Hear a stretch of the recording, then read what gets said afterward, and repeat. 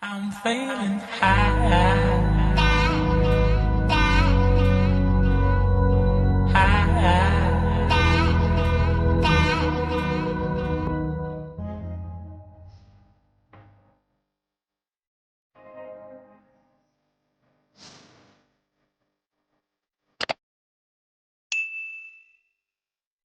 Story time.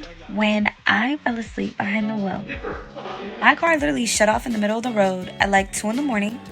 And I was literally like down the street from my house, and cars were still coming on the road. Mine to tell you, literally, if I didn't wake up the time I did, I would have crashed into a pole at like 50 miles per hour. Stop it. Get some help. I kid you not when I say I was driving an hour to get home.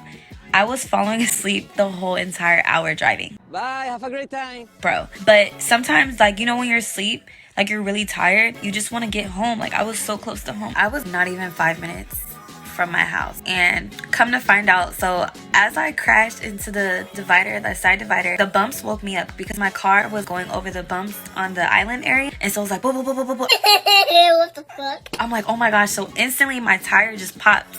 My tire just pops as soon as I hit the divider. And then I'm boop, boop, boop, boop, and I swerve off. And right when I swerve off, that's when my car just like was slowing down and it just shut off. And I couldn't even turn it back on and start it up. And I'm just there in the middle of the fucking road. But did you die?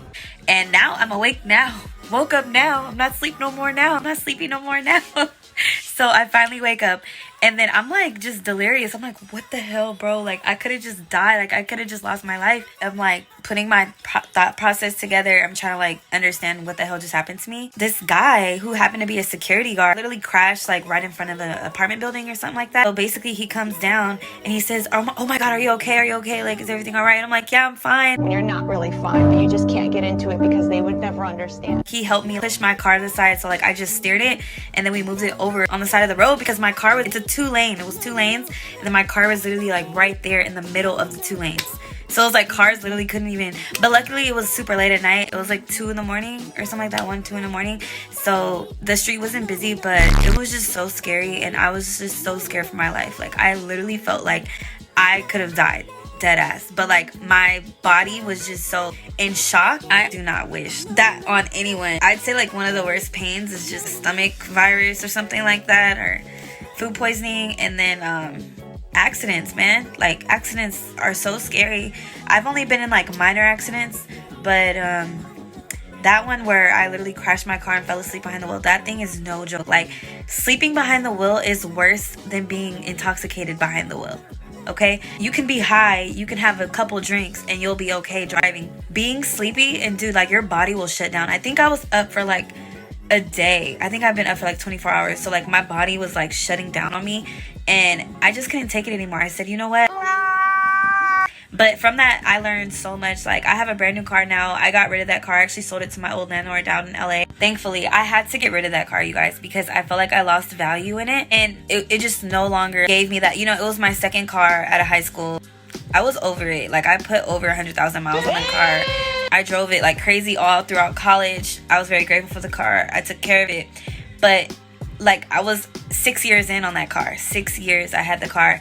And it was just time for a new one, you know? I was over it, and the fact that I freaking fell asleep behind my wheel. There's been times, I'm not gonna lie, in my brand new car, like I get super sleepy, but I'll pull over now. I learned my lesson. After this, I said, oh hell no. Like, if you're tired, you guys, pull over. Do not be stubborn like me. Don't be an idiot. Please do not be an idiot like I was, y'all.